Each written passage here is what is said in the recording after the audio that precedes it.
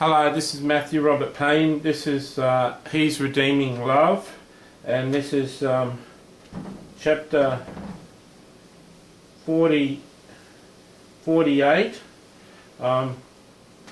and this is called False Prophets. Shortly after being in Tamworth, we moved back to Sydney, and well, before I left Tamworth, I was in a shopping centre, and I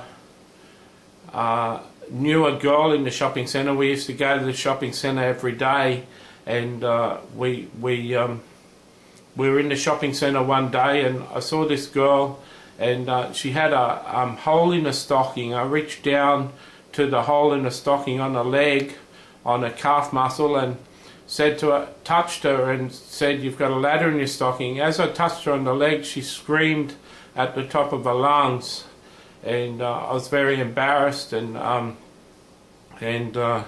left the shop after buying what I had to buy.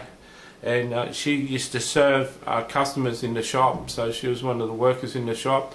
The next day the police arrived, and they charged me, and they charged me but with her testimony saying that I put my hand up her dress, and I hadn't done that. I told the police that they would have witnesses to her scream, and they'd have witnesses with me pulling my hand away, but they wouldn't have any witnesses that showed me having my hand up her dress.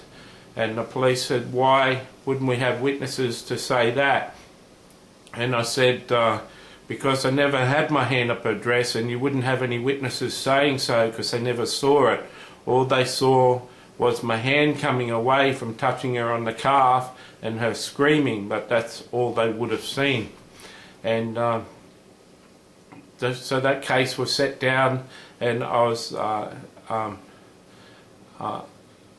was charged with, I was brought to court, or charged to appear in court for an act of indecency.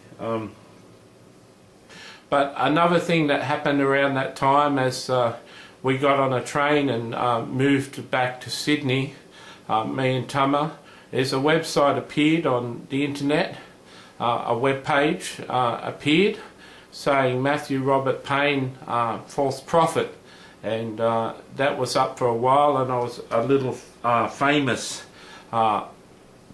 It's the first time people were later to put web pages up calling me a false prophet, but people were happy to say that we visited Tamworth and were false prophets, and me and Tama were claimed to be the two witnesses, but we're not the two witnesses.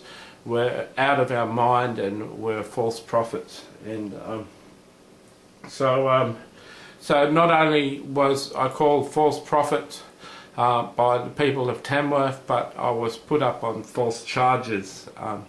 I understand that there's a lot of people who are charged by police, and a lot of people in jail who declare their innocence, and I have to agree that people can be charged for things that they didn't do. I freely admit in this book of sleeping with prostitutes and doing all sorts of things, even driving a car under the influence of marijuana.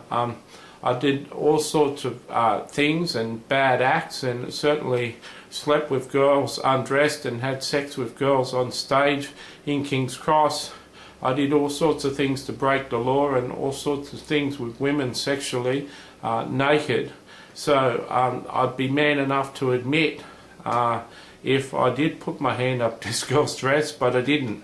And the charges, I was later admitted to a psych ward, and when I was in the psych ward, the court case came to happen in my absence, and I was charged with that.